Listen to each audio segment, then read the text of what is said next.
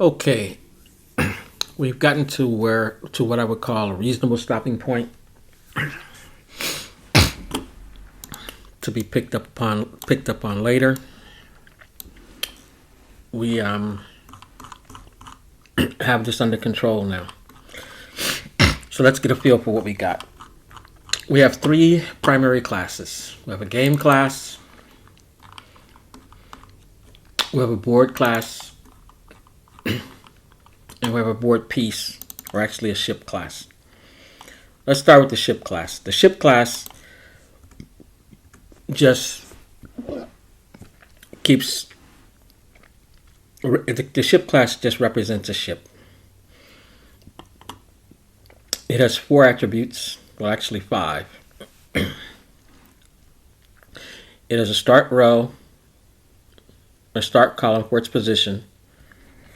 It has a size for its size, or the number of squares that it occupies, which can be reasonably anywhere from 2 to 5. And it has an orientation. Then it has a status, because it tracks the number of times it's been hit. The status goes from the status is a list of size of its length, which is initially filled with 1. And each time the ship gets hit somewhere, this 1 gets set to 0. So you can sort of check the life of a ship simply by summing the status. And if this comes up to 0, then that ship has been destroyed.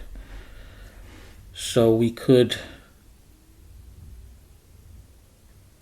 write a Boolean method that returns true if that sum is 0, which would indicate that that ship has been destroyed.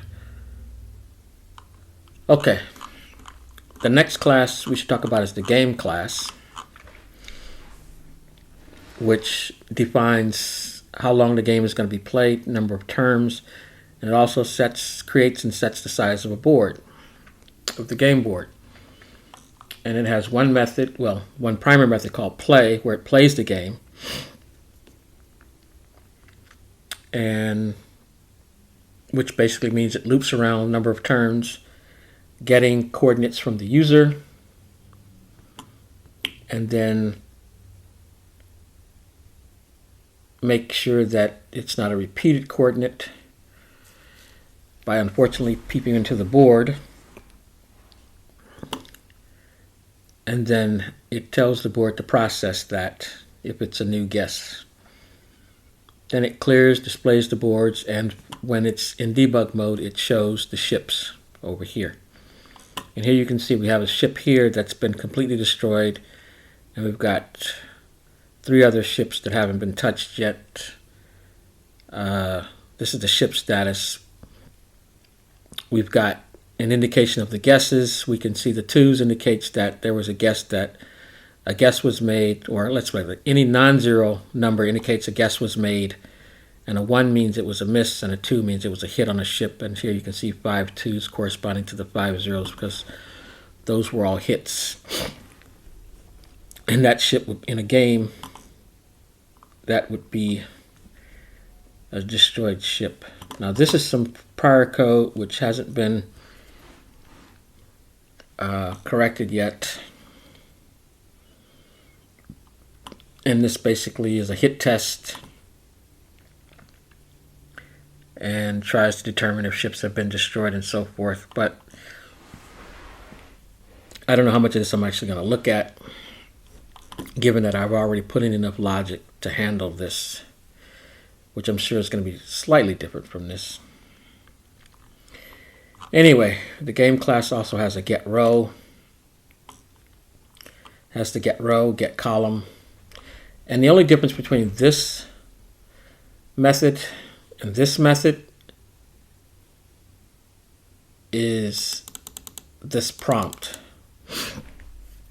So this code is completely duplicated when really only one of these is necessary. Prompt F string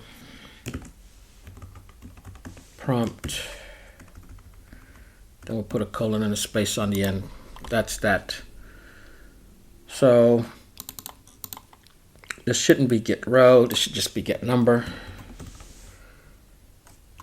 And this one, we're going to just comment out.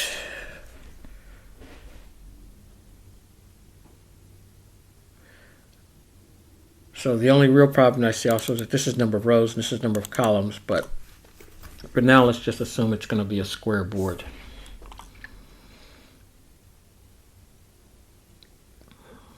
Okay, so that means that when we come up here, we just want to say get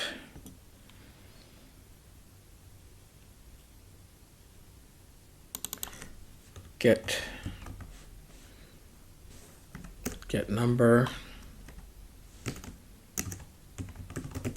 enter a row,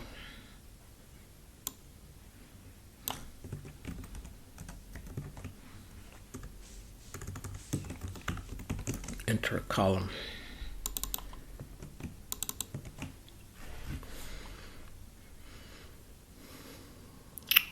Okay, normally I would run this to test it, but not this time. So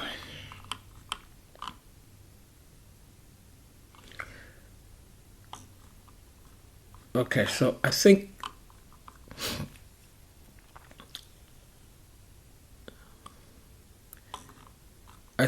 that this code here is responsible for placing the ships. And the only thing about placing the ships is you don't want to have collisions. When you're placing the ships, you don't want to have overlaps. So when you put a ship down, you can't put another ship down on top of it. So I'm sure that's what this code was trying to do. Or actually not trying, code actually works. So this is what the code does.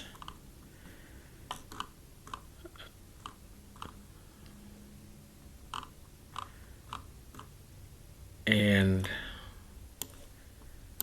once again, that's for playing the game. So this is probably for putting the ships down. So I'm just going to come up with a different method for placing the ships. I'm not even going to attempt to comprehend this. Okay, so far now we're up to 300, almost 400 lines of code, but there's a lot of code there's some code that's going to get deleted. So now the question is this. We construct a game with the number of turns. We also should say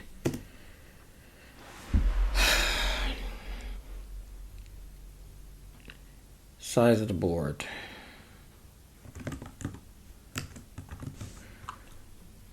So let's pass that in too. Actually, you know what? Let's just make square boards.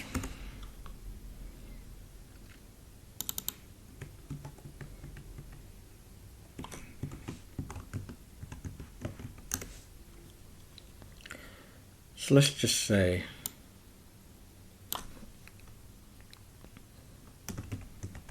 the length.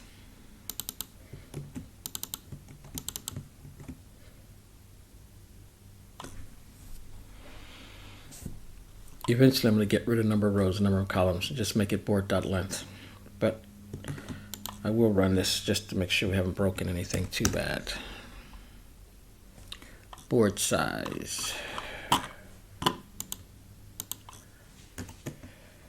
Let's just make that 9.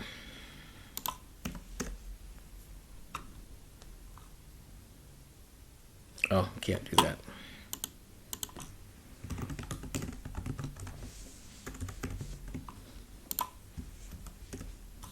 Okay. We're back. What if I do 1.6? Oh, we got prompt there too. Guess that's not an F string.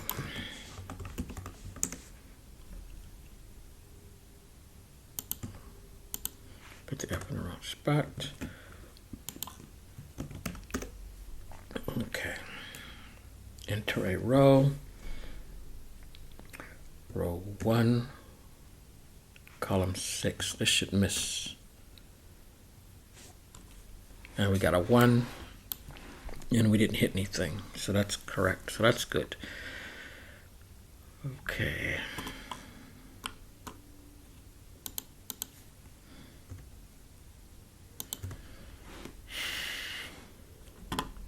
We are going to kill this now.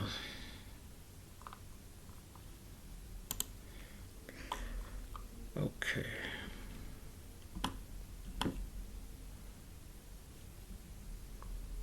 I know we're not going to use any of this. Not going to use any more of this.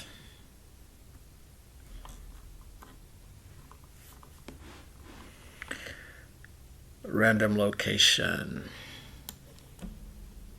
Actually, this one I'm going to keep.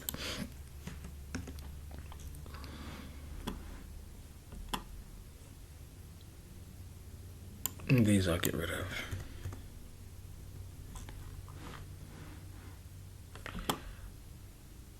Okay.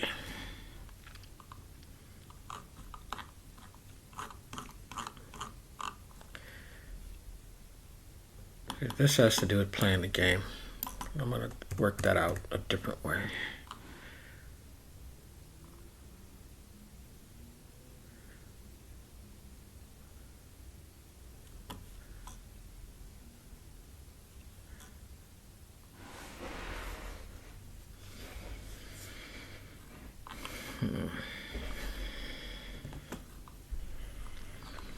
All right, I will finish this tomorrow. I'll have it place the ships randomly, and I will have it play the game, fix the game loop. Hasta la vista.